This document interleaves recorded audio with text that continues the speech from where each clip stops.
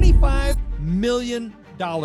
That is the total prize fund for this single golf tournament, the richest purse in the entire sport. The winner alone. Arnold Palmer 3 putts the final green for a last round 73 and tournament score of 284. He's the man to beat. He gets congratulations from Ken Venturi and then sweats it out. Leaders are up to an hour behind him. Walks away with $4.5 million, the biggest first place check anywhere in golf. It draws what is often the strongest field of the entire year on one of the most famous courses in the world, with the most terrifying hole in the game waiting on the back nine. For decades, fans and players have called it the 5th major, and yet, officially, it is not a major at all. So how can the richest tournament in golf, with the deepest field and one of its most iconic venues, still not count as a major championship? To answer that, you have to understand how the Players' Championship actually works and what really separates a major from everything else. Let's start with what the Players' Championship actually is. Unlike the 4 majors, which are each run by a different independent golf body, the Players is run by the PGA Tour itself. It is, in every sense, the Tour's own flagship event, its crown jewel. The 4 majors belong to golf's traditional institutions. The Players belongs to the players, and that is exactly what the name is meant to capture.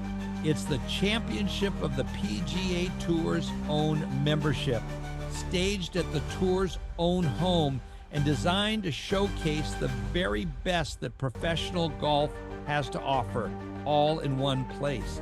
If the majors are golf's ancient cathedrals, the Players is the shining, modern headquarters built by the Tour for the Tour to be the biggest and best event it could possibly put on.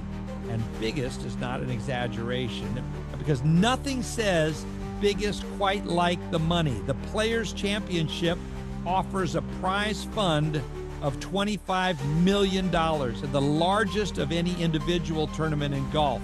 The champion takes home $4.5 million from that pot, which stands as the single biggest first place payday in the sport. To put that in perspective, the winner of the Players often earns more in one single week than the champions of the actual major championships do. The Tour has deliberately made its own event the richest on the entire calendar, a statement of ambition and a powerful magnet that helps guarantee one very important thing.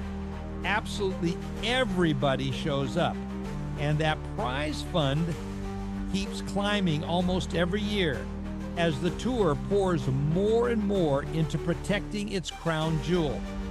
Because the second thing that defines the Players is its field. Thanks to that enormous purse, its prestige, and its place at the very heart of the PGA Tour schedule, the Players consistently attracts what many consider the strongest field in all of golf.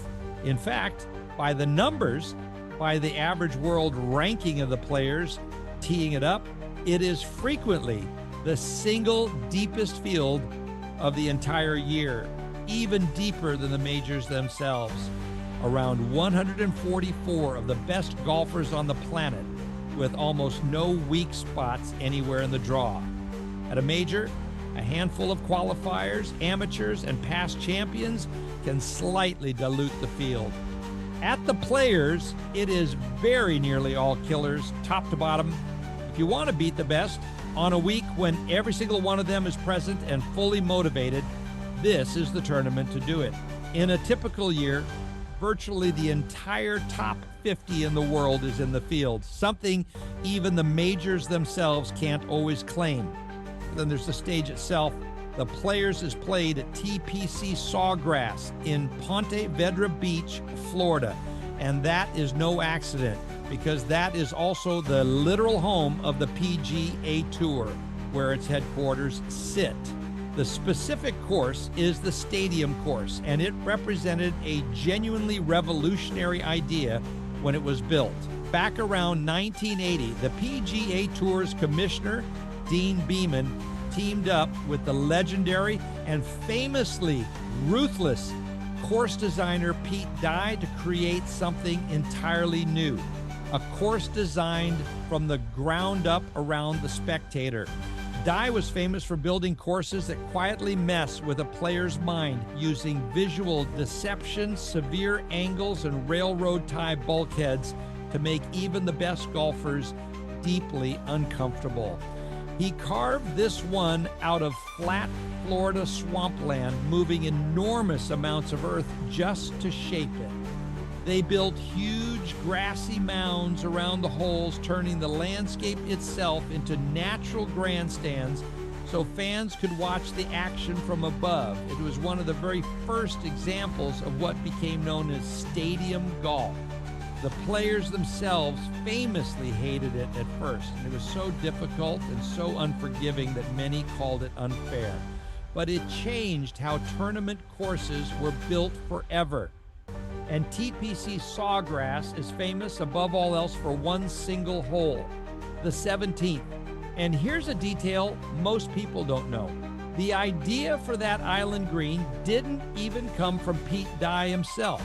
It's widely credited to his wife, Alice Dye, an accomplished course designer in her own right, who suggested surrounding the green with water after the digging on that spot left a large sandy pit. One offhand idea became the single most famous hazard in the sport.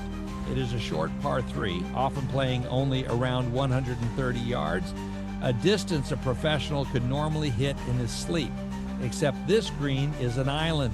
It sits completely surrounded by water, connected to the rest of the course by nothing more than a thin little walkway. There is no bailout, no safe miss, nowhere at all to hide, just the player, a short iron, and a tiny patch of grass ringed entirely by a lake that has swallowed the dreams of the best golfers in the world. The pressure is almost unimaginable, and it produces spectacular disasters every single year. Contenders rinsing ball after ball on the Sunday of the biggest event of their lives. In fact, over the course of a full year, it's reported that more than 100,000 golf balls are fished out of the water around that one green. It is without question the most famous and the most feared hole in all of modern golf. The tournament also has a surprisingly rich history for an event people still argue about. The very first Players' Championship was held in 1974. And fittingly, it was won by Jack Nicklaus, the greatest player of that entire era. For its first few years, it moved around to different courses until 1982, when it settled into its permanent home at the newly built stadium course. That course has since produced some of the most iconic moments in the sport, none more famous than Tiger Woods in 2001, rolling in a ridiculous curling putt across the 17th green as the commentator gasped the immortal line, "Better than most," a call so famous that golf fans still quote it to this day. Its spot on the calendar has shifted over the years too, bouncing from March to May and back again to March, where it currently sits early in the season. But through every one of those changes, one thing has only grown: the tournament's ambition to be seen as something more than just another stop on the schedule, something closer to a major. Which brings us to the big question: why do so many people call it the fifth major? On the surface, the case is genuinely strong. It has the biggest prize fund in golf. It has, by many measures, the strongest field of the year. It has an iconic, purpose-built venue and one of the most recognizable holes on the planet. Its list of champions reads like a who's who of the greatest players of the modern game. By almost every measure you could put on a spreadsheet: money, field strength, prestige, drama, the Players looks like it belongs right alongside the four biggest events in the sport. So why officially doesn't it count? Here's the answer, and it is the whole point.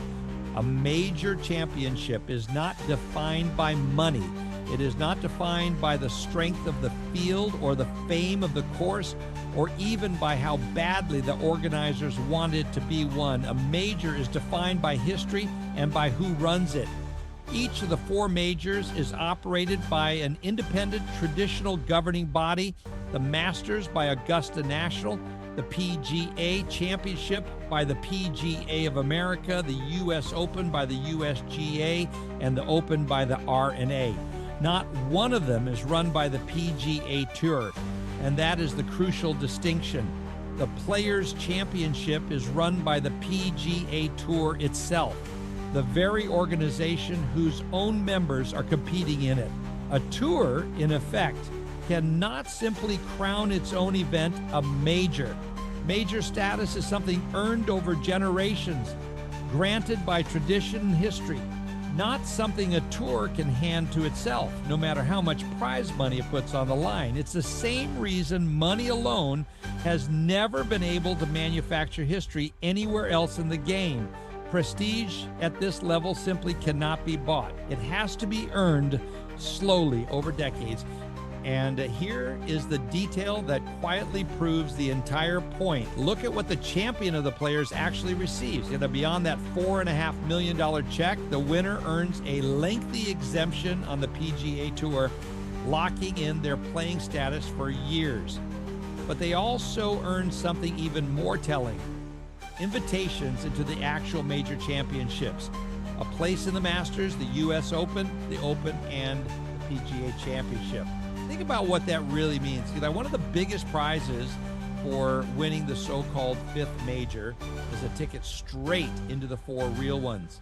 The Players, for all its money and all its prestige, still points back toward the majors as the ultimate destination. Even its own rewards quietly admit which events truly sit at the very top of the sport. The richest tournament in golf, in other words, is still chasing the 4 it cannot buy its way into. On the course, the format is classic PGA Tour, 72 holes of stroke play across 4 days, with a cut after the first 36 holes, trimming the field for the weekend. And because that field is so absurdly deep, winning the Players carries a very particular kind of respect. There are no easy weeks here, no soft draws to feast on.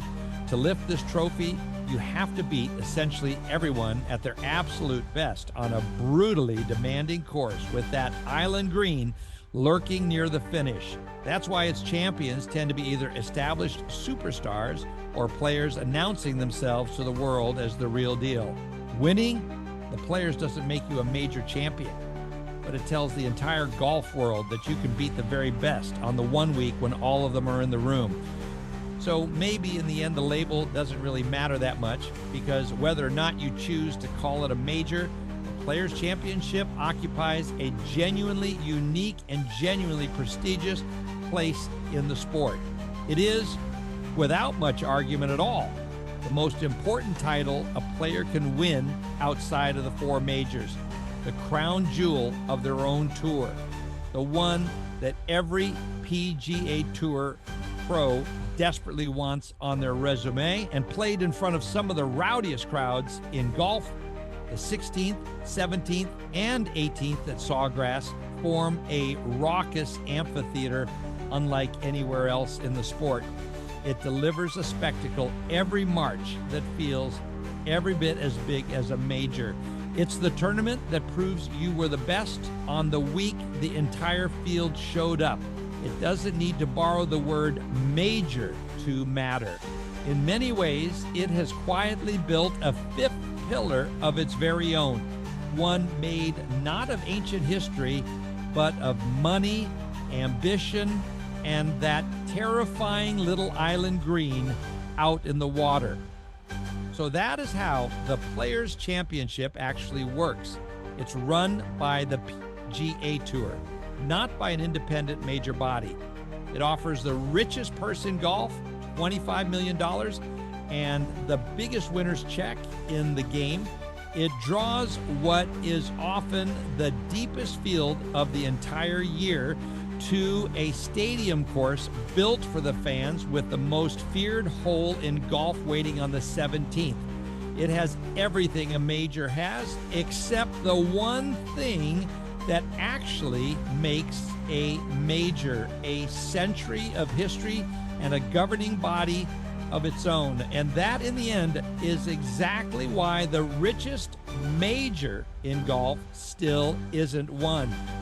If you understand the fifth major debate a little better now, do us a favor and hit subscribe. We break down the money, the traditions, and the hidden rules of golf every single week. And tell us down in the comments, do you think the Players' Championship should finally count as a major? Thanks for watching, and we'll see you in the next one.